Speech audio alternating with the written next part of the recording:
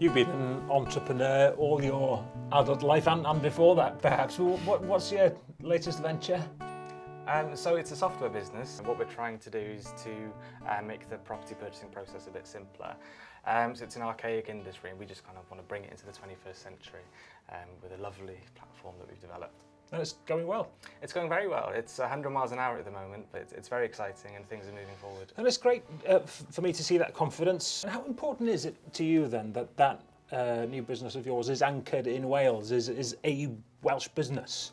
It's incredibly important. I think from a personal point of view, I want to prove a point that businesses in Wales can shine on an international stage.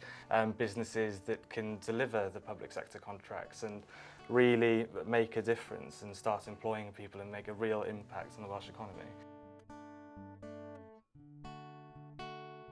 So we've got the individual businesses, we've got the entrepreneurs like you, we have successful businesses. How do you then bring that together into something that becomes a confident Welsh economy as a whole? Surely that must be leadership.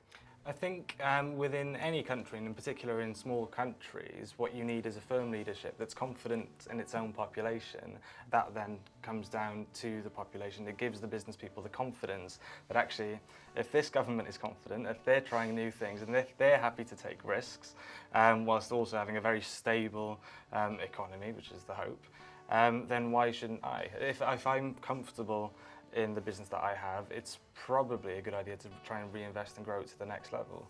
Yeah, I know you've had a look at what we've put together with Welsh businesses, with people the length and breadth of Wales. You like what you see? I think it's been very well thought through. It's obvious that you've spoken to business people, because these are the things that I hear whenever I go to an event, whenever I meet other business people. It's confident, it's ambitious, it's aspirational in a way that isn't unrealistic, which is a very good balance to have actually, and it's good to see that ambition coming from a political party, from Plaid.